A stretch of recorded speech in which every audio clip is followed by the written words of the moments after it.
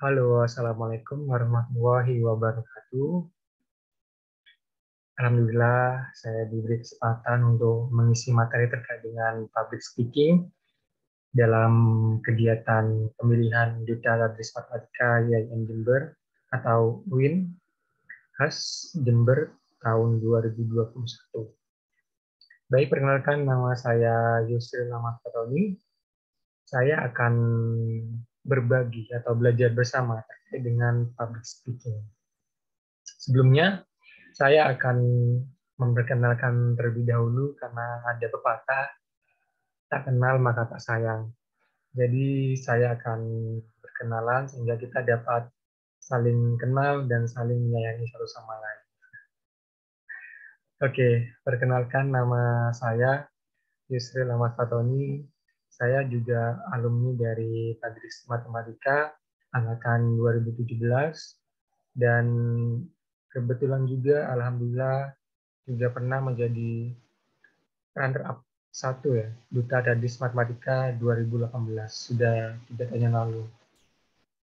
Baik, di sini kita akan belajar bersama terkait dengan apa sih public speaking itu, lalu mengapa seorang duta perlu public speaking, lalu yang ketiga tips dan trik bagaimana untuk menjadi public speaker, selanjutnya itu ada contoh-contoh terkait dengan public speaking. Tanpa berlama-lama lagi, kita akan belajar bersama-sama di sini terkait dengan public speaking.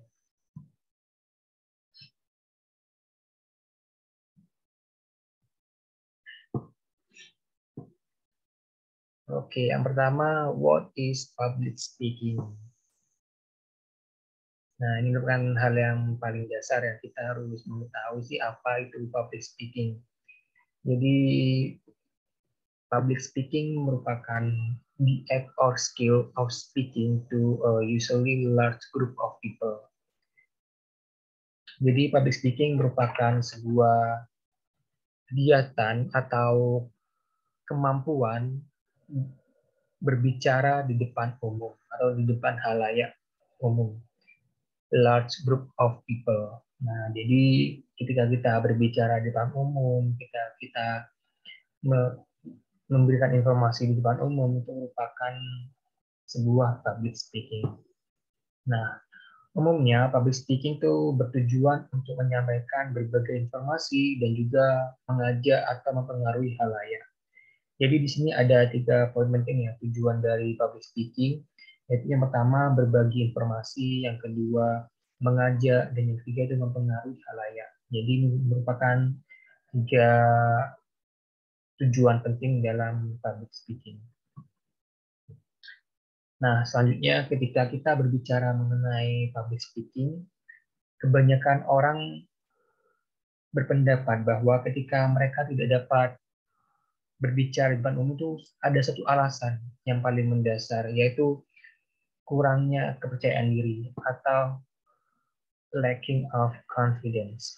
Nah, jadi banyak sekali ya teman-teman, terutama sahabat dekat saya juga merasakan hal ini. Terutama saya juga merasakan lacking of confidence. Jadi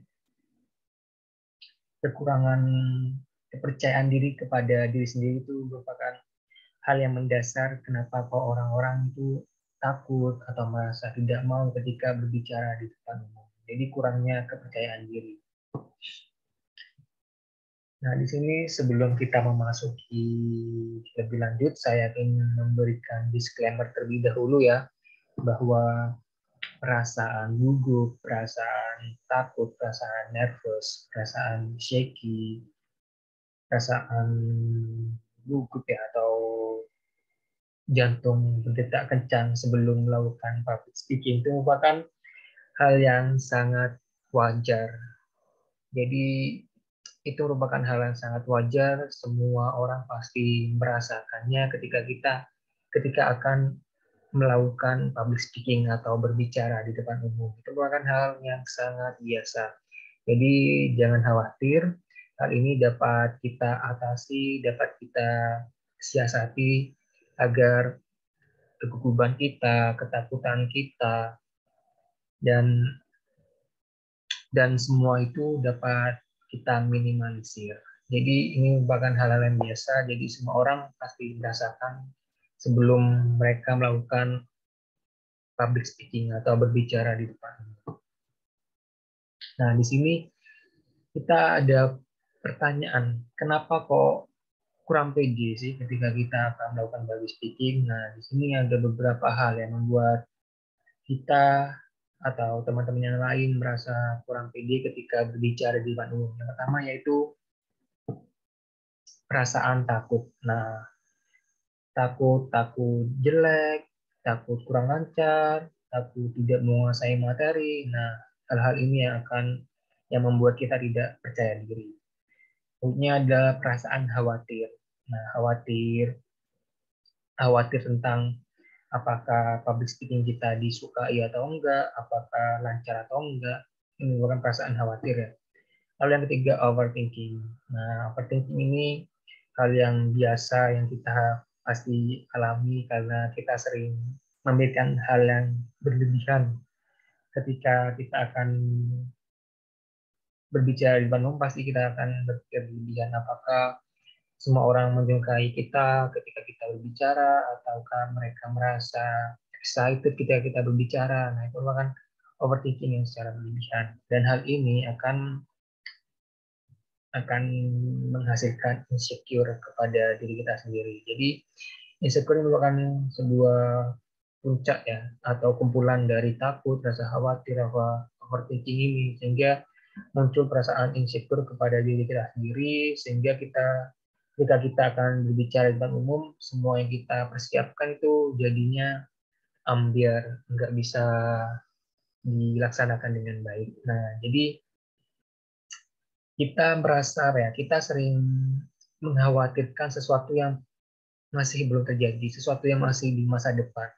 Contohnya ketika kita akan berbicara di depan umum, kita pasti berpikir apakah semua orang menyukai apa yang kita bicarakan atau tidak ya. Nah, itu kan masih ada di masa depan, belum terjadi. Jadi kebiasaan kita adalah memikirkan hal-hal yang belum terjadi. Jadi cara minimalisirnya adalah kita harus memberikan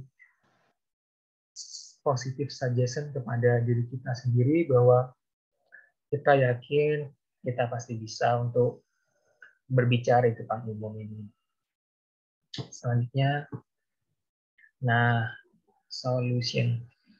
Saya menganut paham bahwa di setiap masalah pasti ada solusinya. Nah, kita akan belajar bersama-sama bagaimana sih mengatasi lacking of confidence tersebut.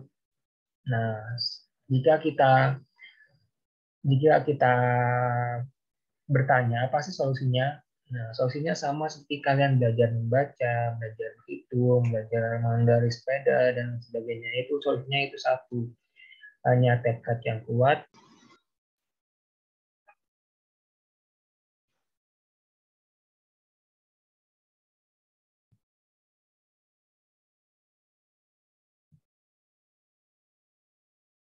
Oke, jadi saya lanjutkan. Ketika kita bertanya tentang solusi terkait dengan bagaimana sih cara membangun kepercayaan diri kita, ketika kita berbicara di depan umum itu solusinya sama seperti kalian belajar membaca, belajar berhitung, belajar mengendarai sepeda, itu latihan dan terus latihan. Itu bakal solusi yang paling jitu ketika kita ingin belajar satu hal yang kita kuasai. Selanjutnya yaitu solusi yang pertama itu harus meningkatkan rasa kepercayaan diri kita ya. Jadi kita harus lebih yakin kepada diri kita sendiri apa yang kita bicarakan nantinya sehingga kita dapat lancar.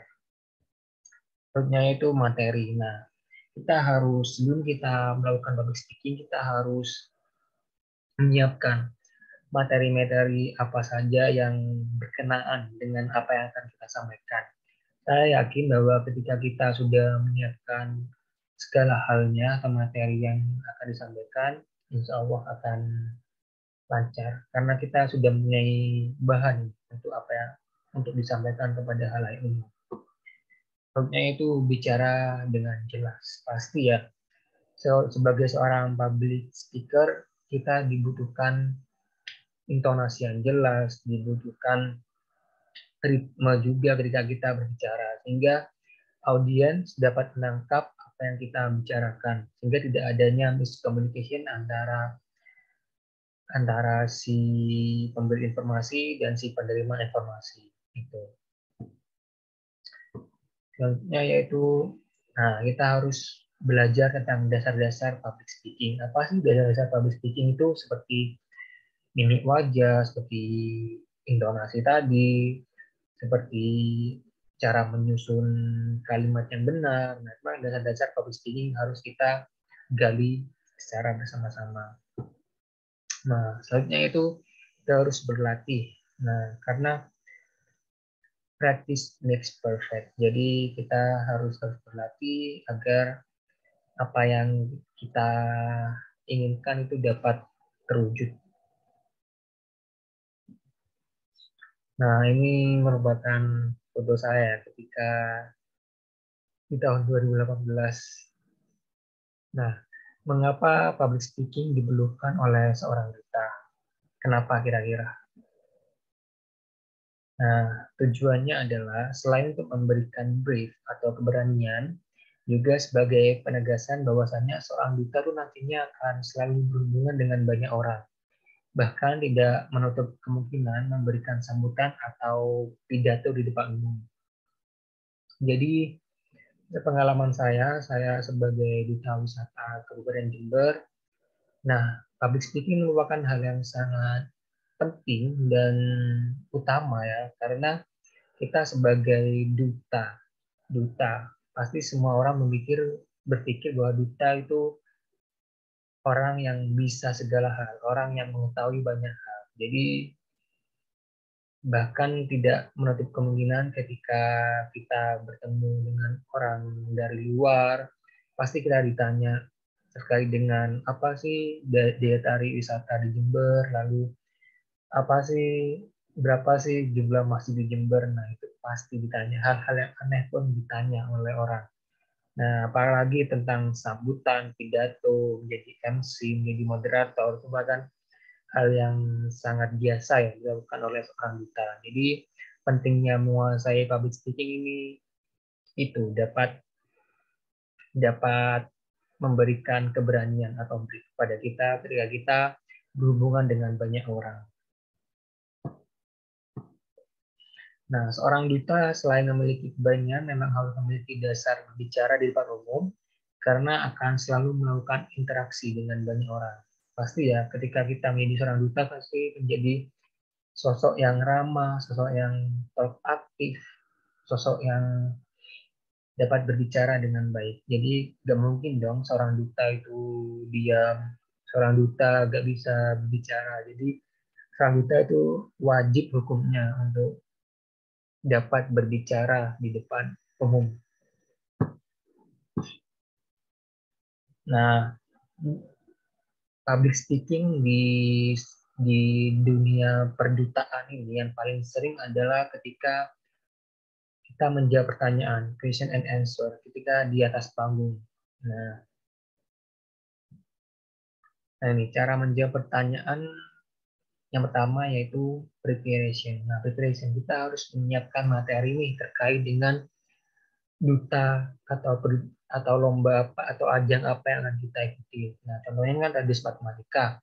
Pasti ada dong kisi-kisi atau materi yang akan ditanyakan ketika kita nantinya akan menjawab pertanyaan, pasti dikasih dong oleh panitia. Nah, kita harus menyiapkan segala hal materi tersebut agar ketika kita nanti di sesi tanya jawab kita dapat menjawabnya sesuai dengan apa yang ditanyakan. Selanjutnya yaitu ini coordination. Jadi koordinasikan. Kita koordinasikan setelah kita menyiapkan materi, kita koordinasikan apakah materi ini nyambung dengan kisi-kisi yang diberikan oleh panitia. Nah, itu. Jadi kita juga bisa koordinasi dengan orang lain, orang atau sahabat sahabat karib kalian, yang dekat dengan kalian, yang mungkin pengetahuannya lebih dari kalian, kalian bisa koordinasikan apakah materi yang sudah kita siapkan itu sudah sesuai atau belum.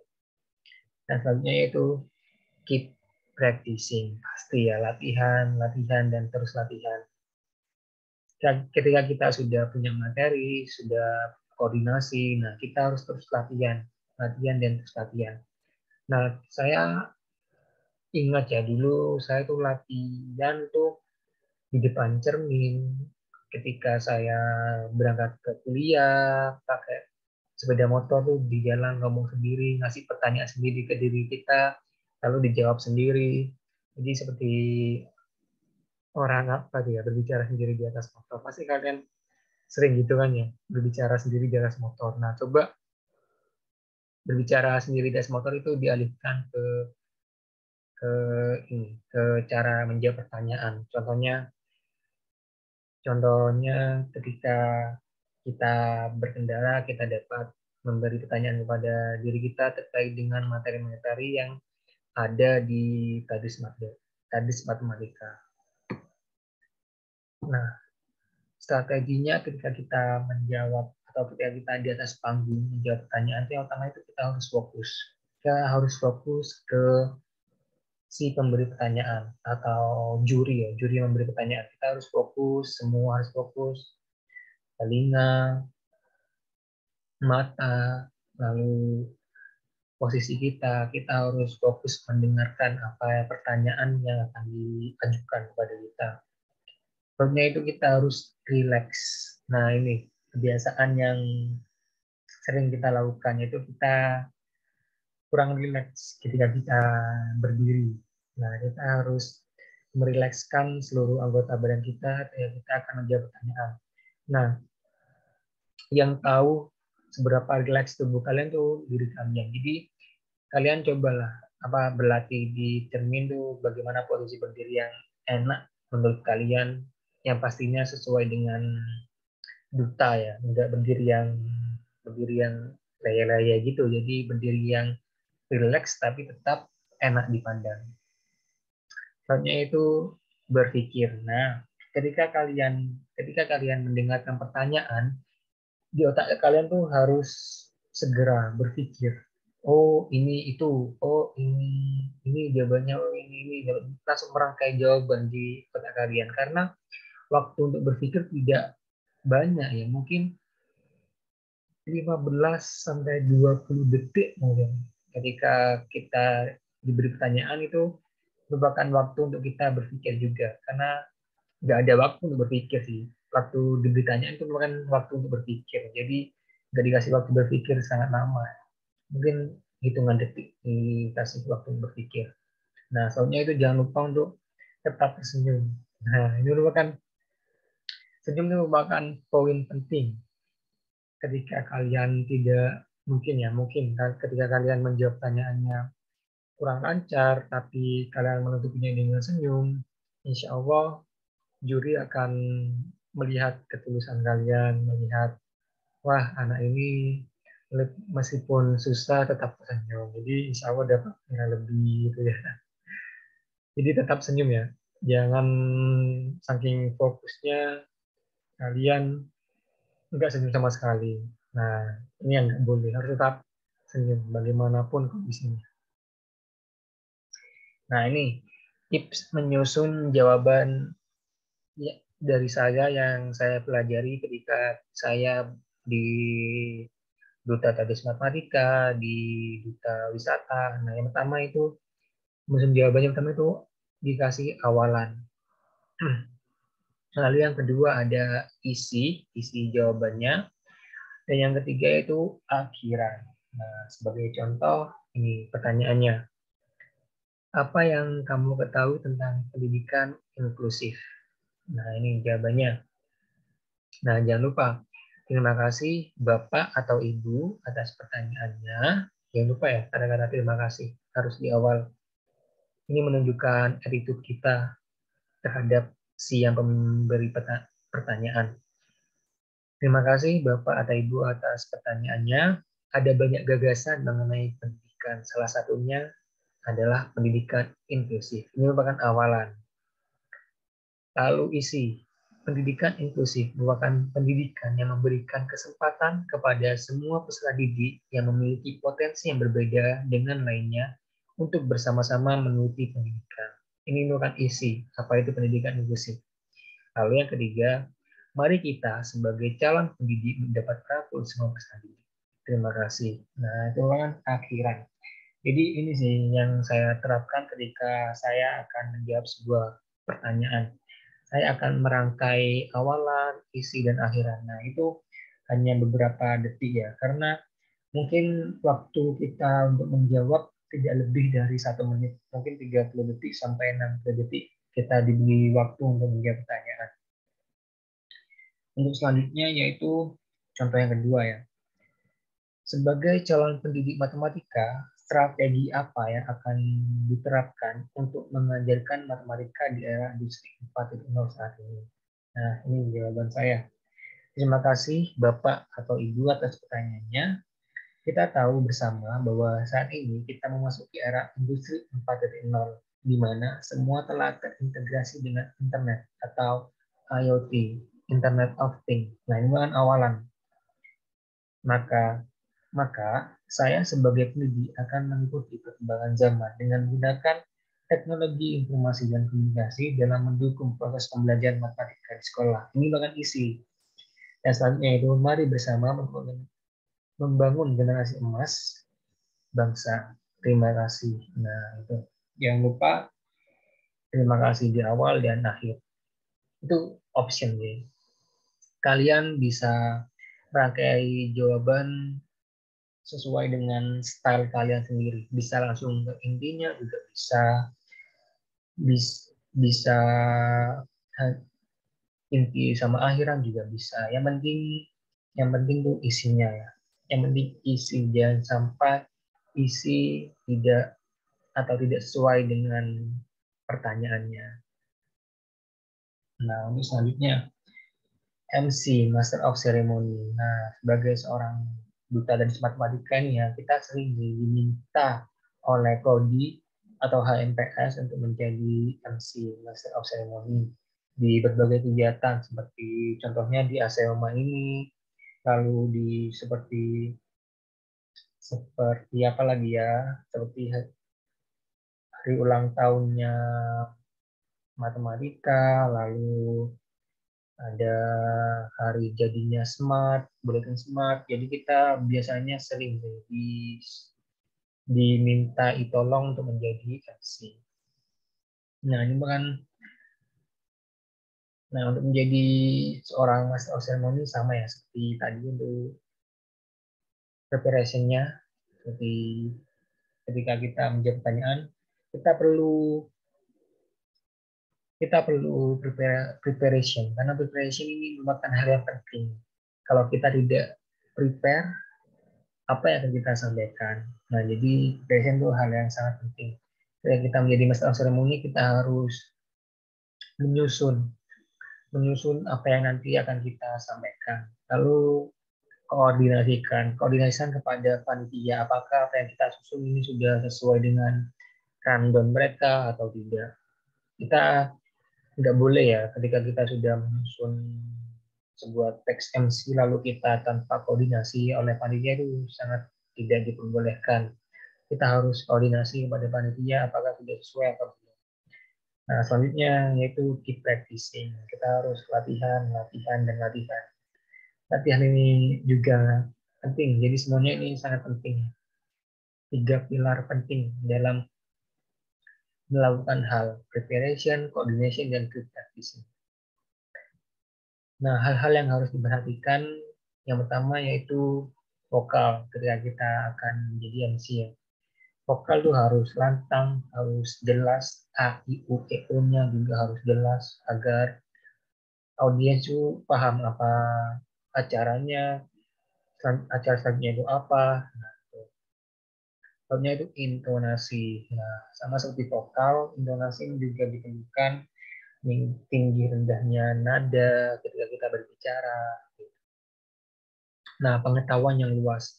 Sebagai seorang MC, kita dibutuhkan pengetahuan yang luas agar kita dapat menguasai acara itu dengan baik.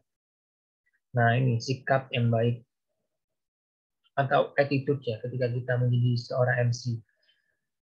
Tahu kan ya, biasanya kan seorang MC itu kan ada di depan sebagai center of the event, sebagai spotlight-nya lah istilahnya.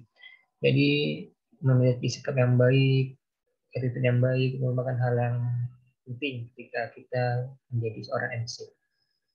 Nah, ini contoh MC pembukaan Asioma. Ini contoh yang saya bikin sendiri, mungkin teman-teman bisa membuatnya yang lebih bagus dari saya. Nah, ini merupakan contoh teks MC yang saya susun secara asal-asalan untuk pembukaan Asioma. Hanya sebagai contoh saja, bukan real teks MC. Nah, ini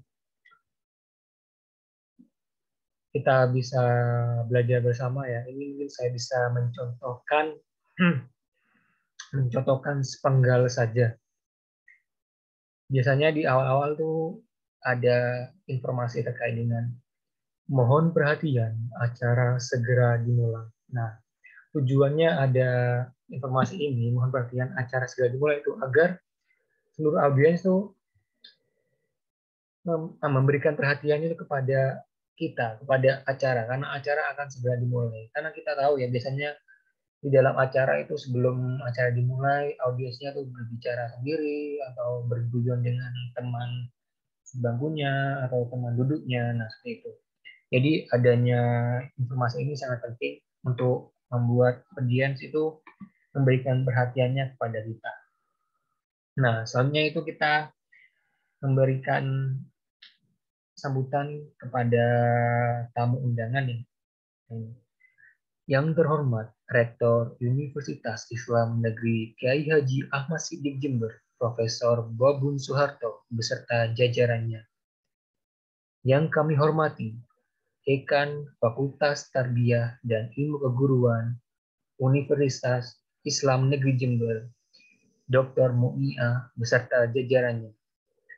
Yang kami hormati pula Kepala Program Studi Tadris Matematika UINHAS Jember, Dr. Muhammad Anwar. Yang kami hormati dosen Tadris Matematika UINHAS Jember dan seluruh mahasiswa Tadris Matematika UINHAS Jember yang kami banggakan. Nah, ini bisa kalian inovasikan, bisa yang kami hormati pula, yang kami hormati, yang itu bisa pakai kata-kata seperti itu sih, dan yang kami hormati bisa gitu. Jadi biar nggak monoton di setiap pengucapannya seperti itu. Nah, ini langsung ke acara biasa ya.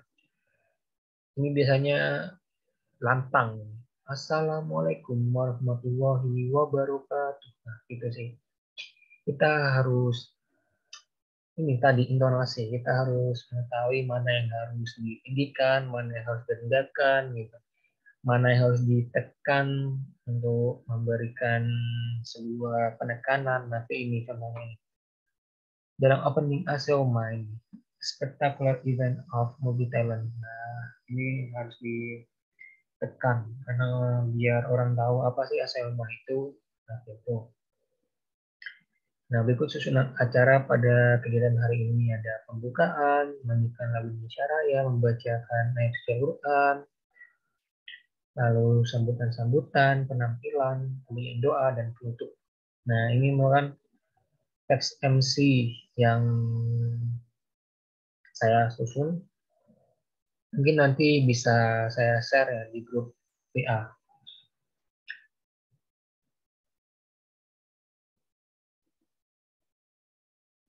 Nah, mungkin cukup sekian ya terkait dengan materi public speaking.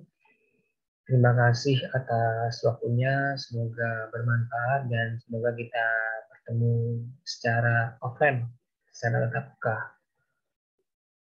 Nah, ada satu kata yang ingin saya bagikan kepada kalian bahwa terlatih karena dilatih. Jadi jangan lelah untuk latihan, latihan, dan latihan. Terima kasih. Wassalamualaikum warahmatullahi wabarakatuh.